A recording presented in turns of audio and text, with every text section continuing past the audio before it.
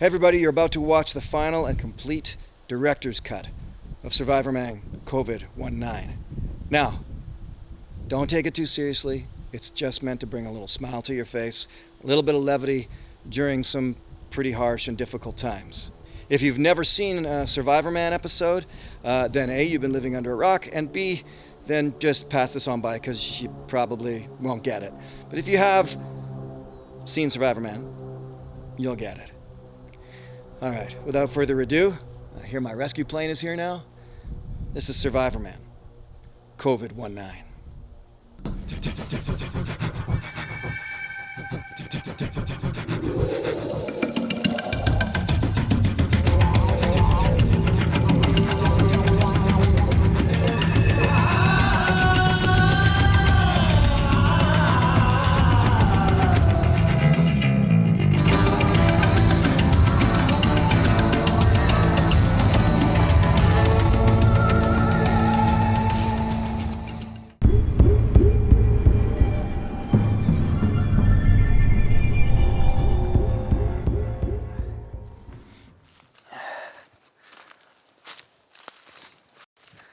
You know, surviving alone is incredibly tough, even at the best of times. But when it's because you're in the midst of a pandemic, it just puts every survival instinct in my system on high alert. Cut off from most resources and chances to get sustenance, ability to stay warm at night and not succumb to hypothermia can be really difficult in a time like this. Even at the spring of the year like this, hypothermia can kick in the middle of the night, and that would make for a miserable set of circumstances.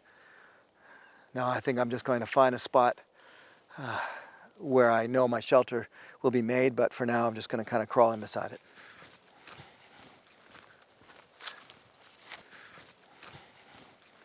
Hopefully, I'll get through this time okay. It's going to be a long 2 weeks. All right, that was a bit of a rough go just to get to this location, but I think that I think it'll be a good spot. It's close to water. There's a good heat source I think I can make work. And for now, I can just kind of hunker down, and I can improve my circumstances tomorrow by actually working on a shelter, which really the best thing you can do is start from the ground up. You have to think in terms of the bed first, and then you can kind of build up from that. So that'll be next. But for tonight, with the sun kind of going down now, I'll just have to hunker down.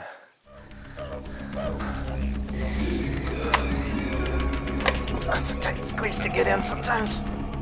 These shelters, but whew. All right, a little spot here I can curl up in. Okay, there's just enough room here. I think this will at least get me through tonight. I can look to improve my circumstances tomorrow. That's the thing you want to do in survival, is always better your circumstances when you have the chance. This will be a little tight, but hopefully I'll get some sleep. Wish me luck.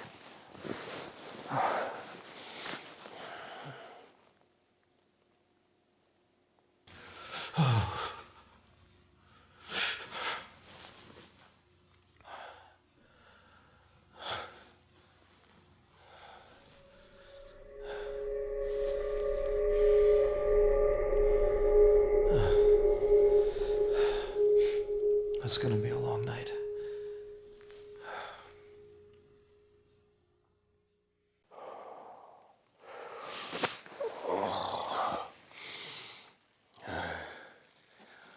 That was a rough night. You don't really, you don't sleep straight through on nights like this. You get about 20 minutes sleep, and then you're up again shivering.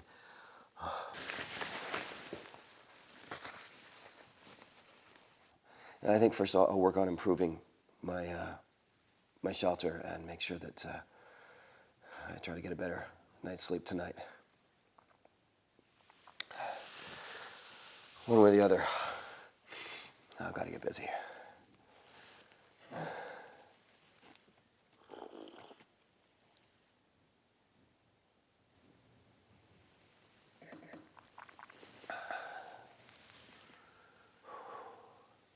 All right, so this is going to have to be the first thing I deal with today. I know that I'm going to be stuck here another night, and I don't really have the option of just leaving my shelter the way it was. I do need to improve upon my circumstances, at least my sleeping circumstances.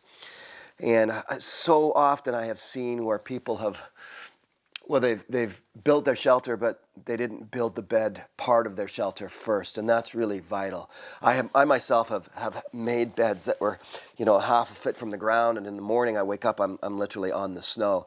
And last night I was a little too low to the ground. So this is what I've been able to come up with so far. I was able to gather up some material to create a lot more loft. So, I've got a good deal of loft here. That should insulate me from the ground, and I still have to make this bed, which is going to take a lot of effort. I'm alone on this one, and making a bed like this on your own is not the easiest, so I'll have to pace myself.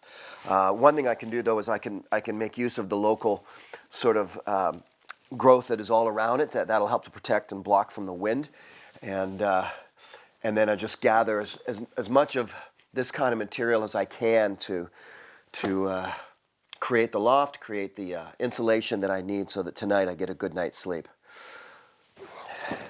I'm fortunate that in this particular area, this kind of material is available. Sometimes you can find yourself in a position where there's just nothing to work with, but this should be okay. Oh, man.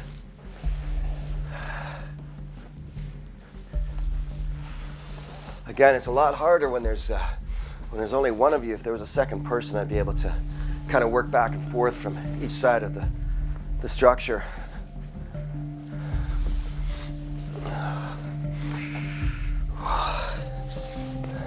It's better if I gather stuff that is really close at hand when it comes to the shelter building side of it.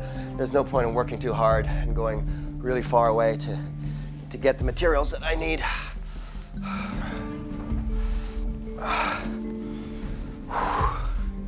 This is another mistake people make. They set their beds up ready for the shelter and everything's in its place, but they don't actually crawl inside to make sure that they're going to fit it.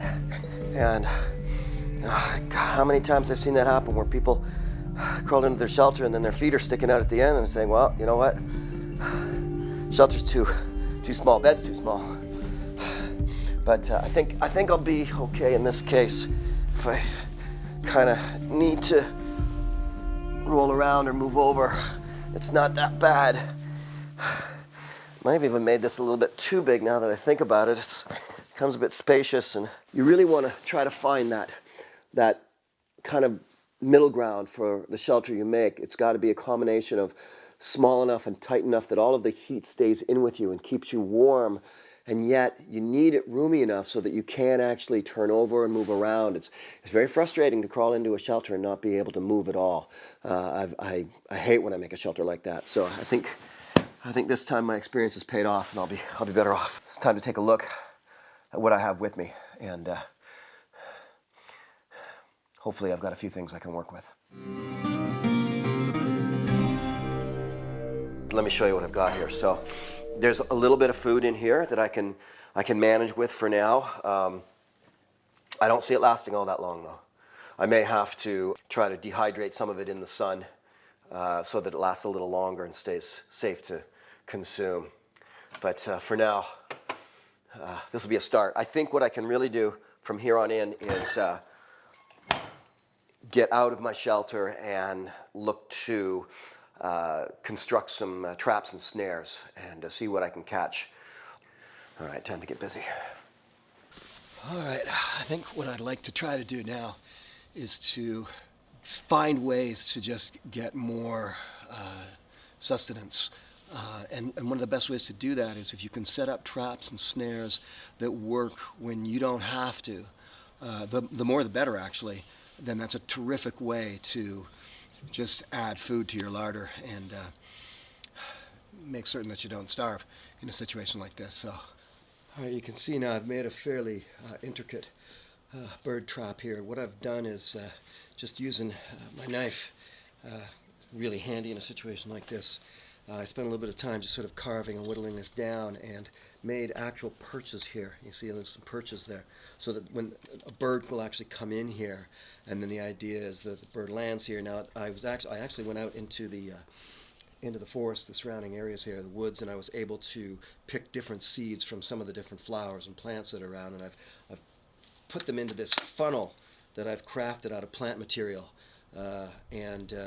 so the idea is the birds will come and land here, and then all I really have to do is kind of lay underneath this, and when the bird lands, I just lunge, like I lunge up and just, just like, right, just pull them right off the perch here, and then I think I could probably get quite a few at a sitting, and get myself a good little meal actually. So, and it's a good idea in a situation like this to set up as many as you can. So, and let me show you. What I've done, as you can see here, I don't know if I can show it to you there.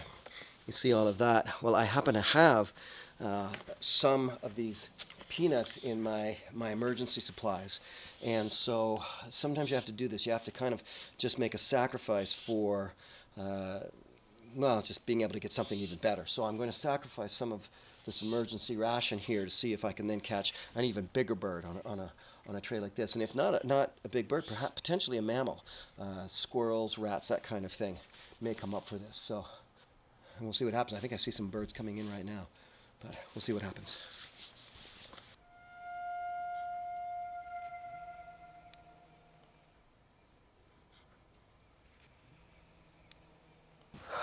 Okay, well, there's no question that one of the things I'm going to have to remain quite vigilant about is local wildlife. There's a lot of apex predators in this area. So what I want to do is, what I did do is I took the lessons that I learned while in Africa constructing a thorn shelter to protect me from lions. And I've done the same thing here. I've found some local material that I've been able to put up here to create this barrier between myself and the incredibly dangerous wildlife that is in this area. You can kind of see them in behind the barrier, just sort of, just kind of waiting on their meal, you know what I'm saying? And so I want to be really careful because really I don't know how long this barrier could hold out. It's probably only a matter of time before some of the bigger predators are able to break through this or dig under or what have you. So I'll have to make sure that no holes appear in this, and it keeps them on that side and me on this side, or it could be an extremely dangerous affair. Now with that in mind, I also want to see about making a trail out of here. You can see just how much the trail in this area, it's pretty thick, it's pretty grown in, but if I'm able to cut through this, I can get to the other end. It'll create a clear pathway in case I do need to make any kind of escape. If an apex predator were to come in closer, get a hold of me. I want to have a good escape in a situation like this. You must always have an escape hatch somehow if you're in a bit of a trapped-in situation. And so I'm gonna work on cutting through this right now. Take the lessons I learned from the Amazon jungle and make sure that I have a clear pathway.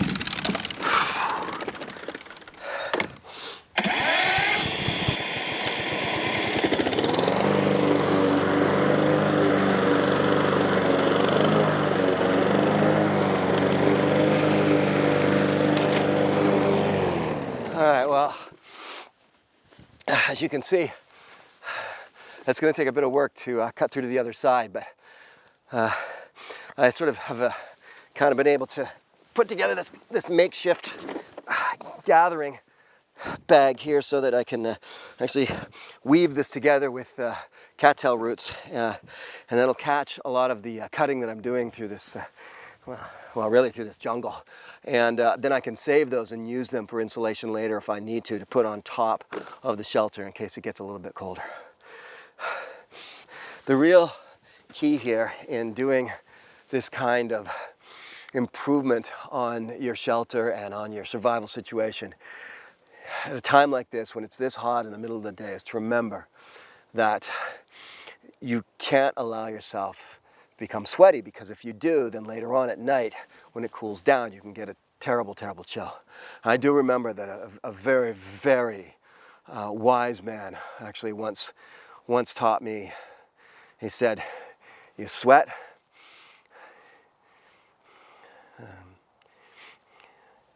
Well, I can't remember the rest, but it was really good. It was, yeah.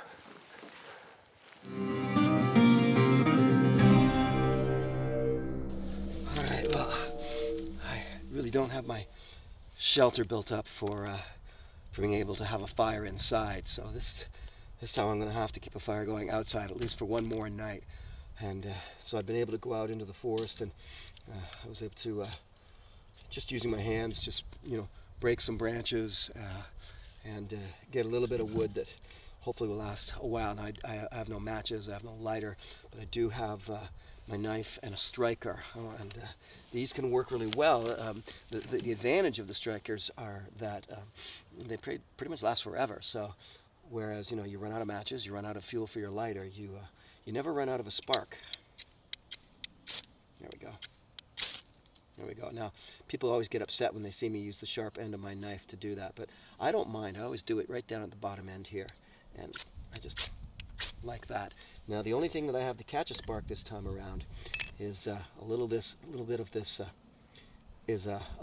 fire starter. All right. Now, what I'll do is I'll pull some off, okay, and you end up with a little bit of a fuzzy bit right there, and maybe I'll put it right here.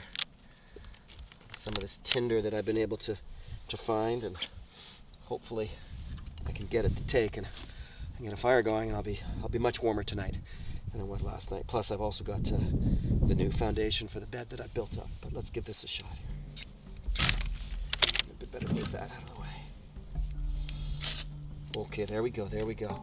That was a lucky one. All right. So what I want to do is I want to be real careful and try to get this tinder to take. Hopefully it will. Looks like it's catching right now. You don't want to jump up really quickly here and just kick everything flying. You want to take your time and let it catch. I don't want to have to redo this, but we'll see. We'll see how this goes. Probably should have done it more at the bottom there. There's a bit of wood going here. I think I'm going to get this to take. That was close. Wasn't sure if it was going to keep going, but it looks like it's taking fine. And I spent a long time just going around. You have to get your tinder, and you have to be fairly meticulous about it. You have to take your time.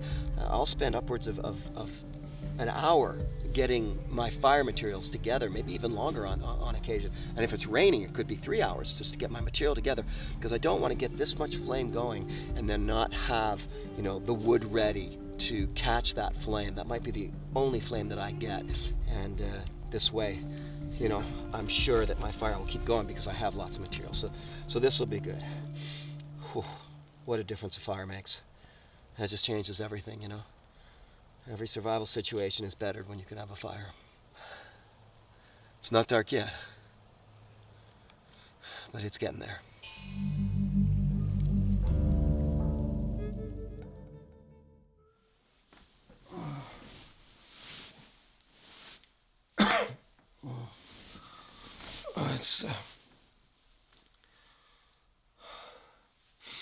It's the new bed that I built up in the shelter here it's a lot better.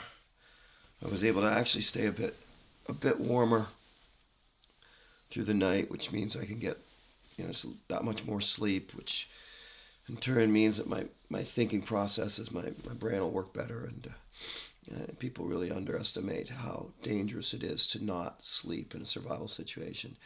You've got to get as much rest as you can, because your mental faculties have to be as sharp as they can be every single moment. So this helped a lot.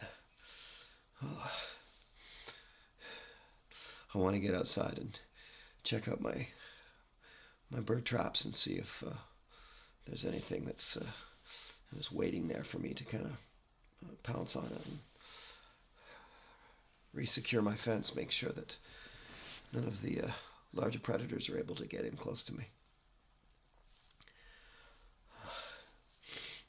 been a few days now, and I'm starting to feel a bit weak, so I've got to do something about food.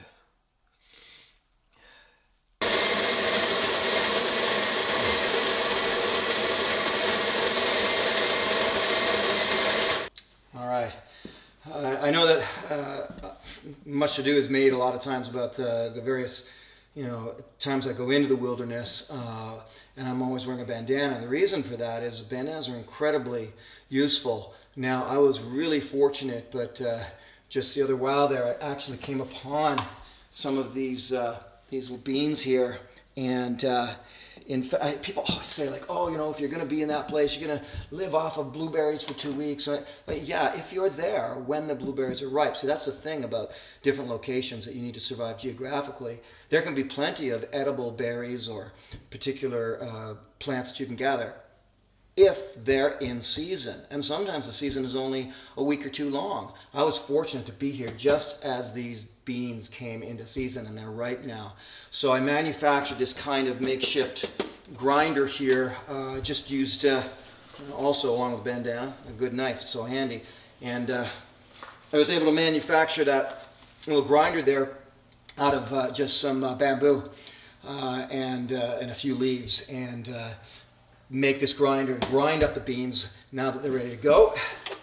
Take the powder that I've made from them, and this is where the bandana comes in. See, you take the bandana, and it will serve to filter out all of the granules, the things that I don't want to ingest. And again, I've been able to come up with some makeshift items here, tools I can use. So this little pot here, and then this for boiling the water I made out of some quartz. If you find quartz, it's you can actually also use it as a sparking rock to get a fire going. But in this case, I was able to sort of set up the system for boiling some water, grinding the beans that I found, and I'll be good to go. So I'm just going to leave this like this and get some water, and hopefully this will be a healthful, nutritious, maybe even delicious drink that I can partake of. And right now I'm really feeling the need for some sustenance and just to build up my strength reserves. So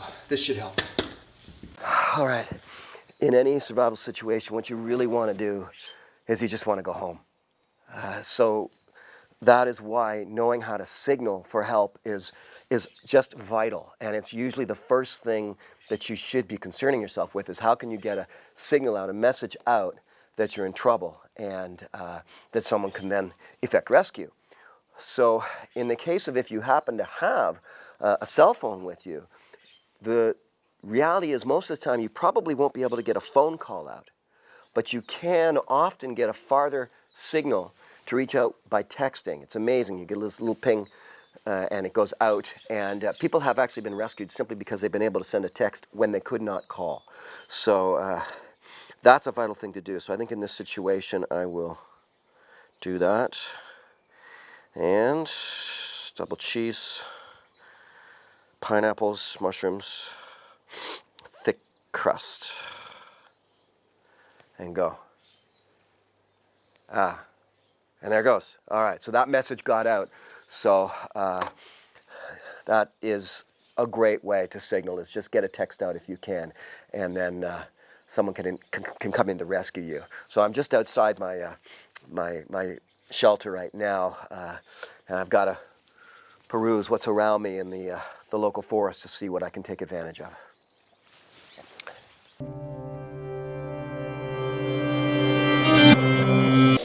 Okay, so this is actually a tremendous find. I mean, you can go about a good 10 days without food, and even longer. You'll become pretty lethargic, but without water, 24 hours, 48 hours, 72 hours, and it gets to become pretty desperate around then. I found several fresh running streams like this in a very short distance. So this will be, oh, that's good. What a difference this makes.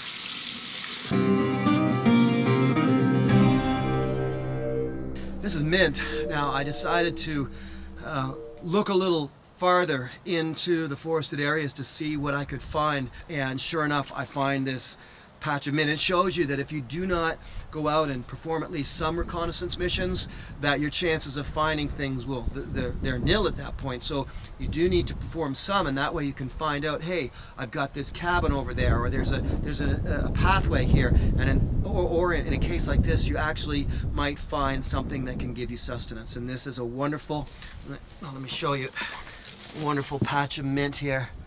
Break some off. Yeah, just beautiful. The only thing now that I'm dealing with is it looks like it's likely going to rain, so I might not be able to be out here too much longer and have to sort of just huddle into my small shelter and wait out the storm. I decided to come up into the forested area here a bit just to see what else I can find, but this may have been a big mistake. Look, I'm gonna have to get out of here.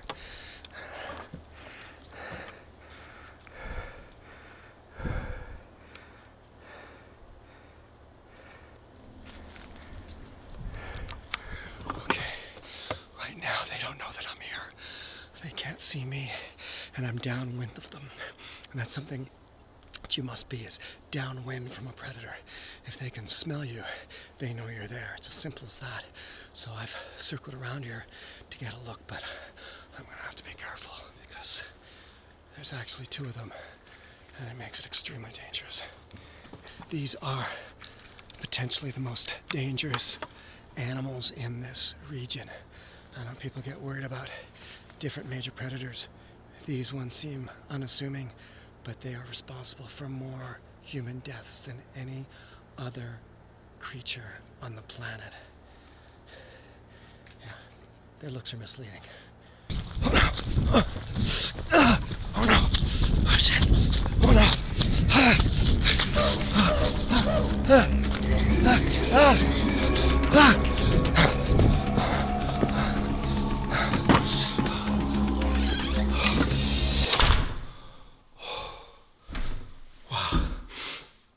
That was really a close call. Way too close for comfort.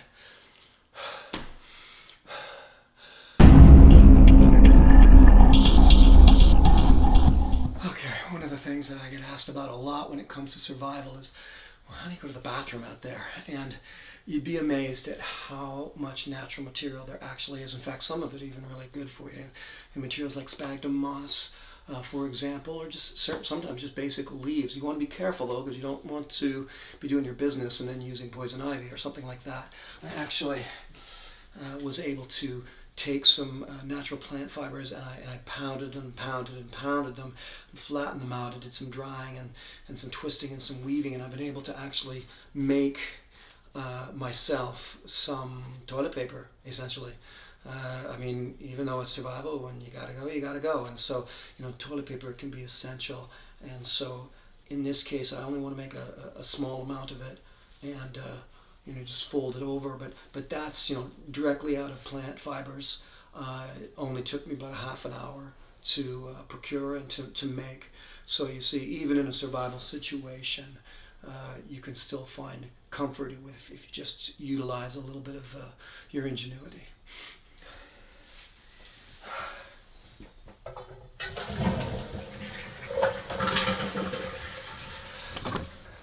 Okay, this is so incredibly fortunate. In all the survival that I have done around the planet, this has only ever happened one other time, and that was when I was in Alaska, and I came upon where an eagle had caught a fish and had left it behind, and it was a half a fish there, chewed up, but it was still edible.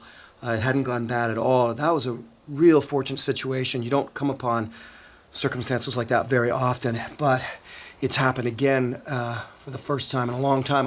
I heard a bit of a scuffle. I thought something was going on out here. I couldn't tell whether two animals were fighting or something, but I came out and they sort of spooked away, and this is left behind for me. Now I'll have to just test it, make sure that it's still edible, but by the looks of it, it looks like it might be just right. Sort of cut into it a bit. This is just such an incredible find. I'm trying to pull a piece off here. There. Yeah. Let's just see how this might work.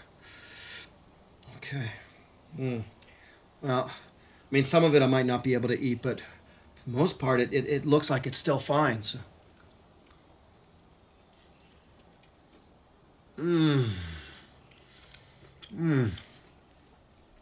Oh my gosh.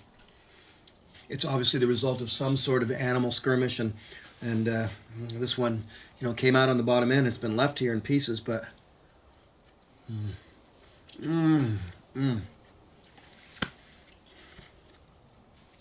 what a lucky find. Well, it's going to get dark soon, and I don't know where those predators are, so I want to get back inside my shelter. But I'm taking this with me.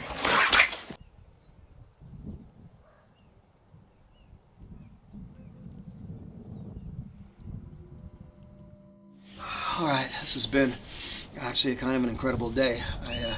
I've been waiting out the weather. It's cloudy, then it's sunny, then it's raining, then it's not.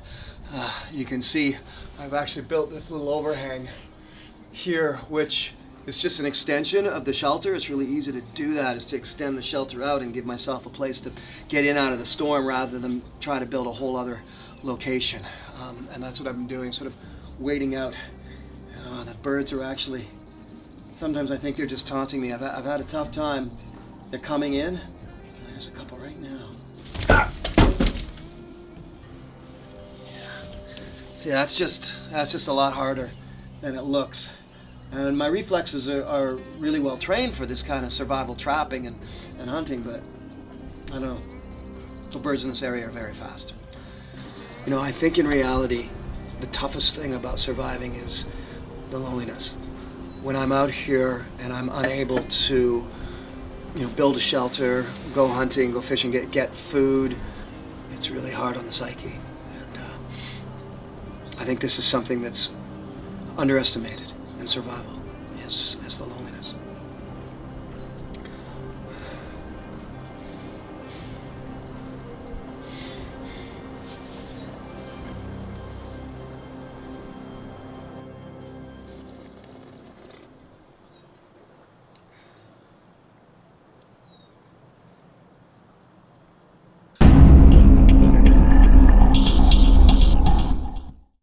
Constructed this inside fireplace, and this I'm just made out of some local materials, some plant fibers, and some stones that I found lying about, and now I can actually have heat on the inside. Now I still need to use my little striker and the tinder there that catches the spark, but I was able to gather a lot of local tinder that's very nice and dry that should burn well. So let's get this going here.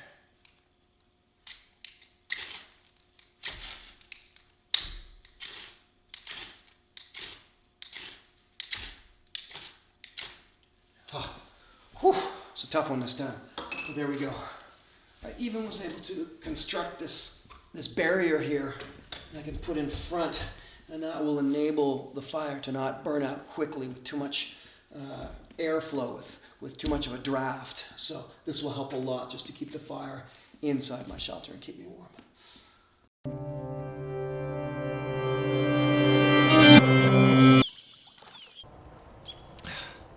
The next part of the survival equation that people don't bring attention to is just the psychological aspect. And I've spoken about the loneliness, and I've spoken about the lack of sleep, but there's a whole thing of psychology that weighs in heavy on you in a survival situation, and it manifests itself within the boredom.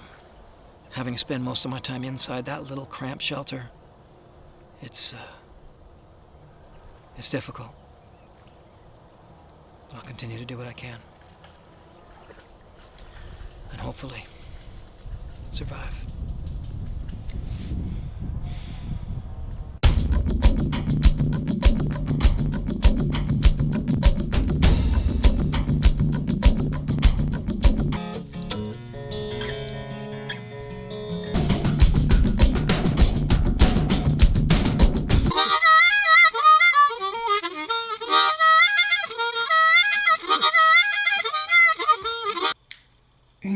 conceivable.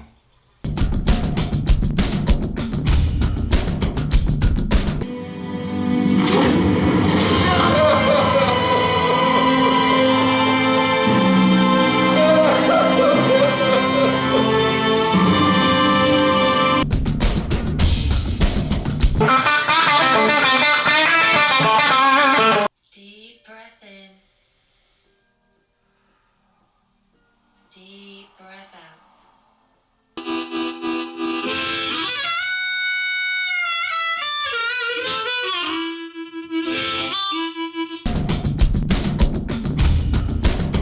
Top 10 creepiest things caught on trail cameras.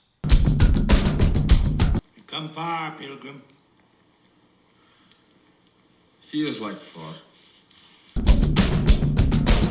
Drinking your own pee is truly unpleasant. Oh, what an idiot.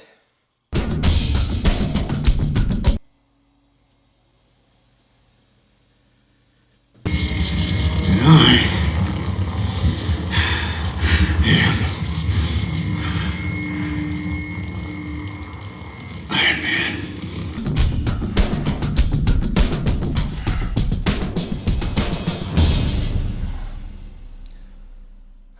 Boredom is truly crippling. It's soul destroying. I'm just gonna have to see what I can think of to do tomorrow.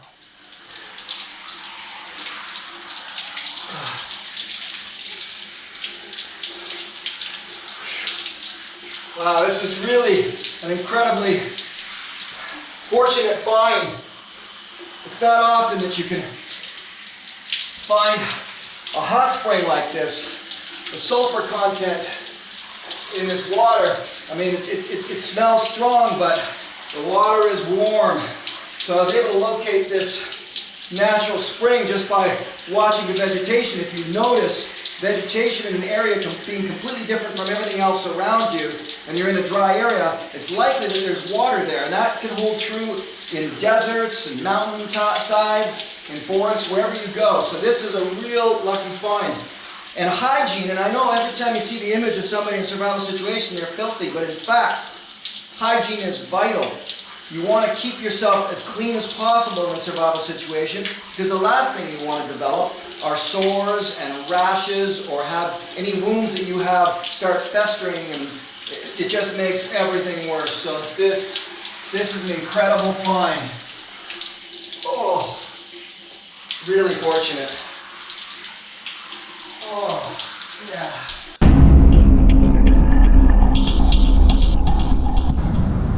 Hey everybody, where am I right now? On my way to get tested for COVID-19.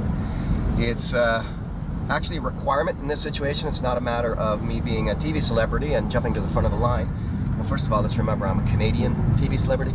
All right, so the real reason is, number one, I'm a first responder, so I cannot go out onto missions as a first responder, search and rescue missions, with symptoms of COVID-19, which I have. So the symptoms I have are not, they're a little bit worse than mild, but they're not bad. Unfortunately, I gotta go in and get a swab shoved up my nose. So I'm headed in and figured I'd bring you along with me and show you what's involved. Away we go.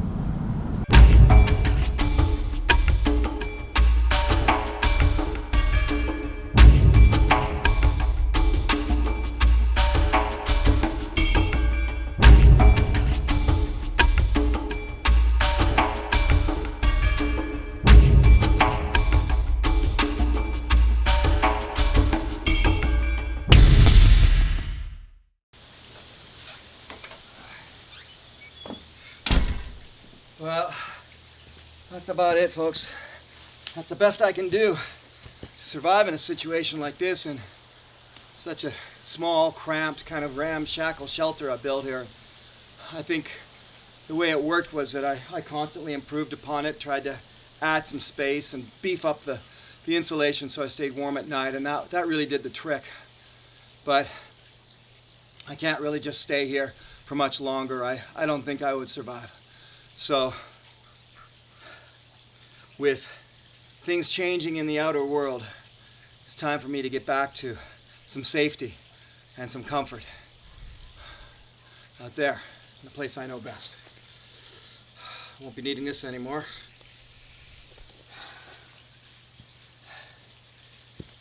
That's it.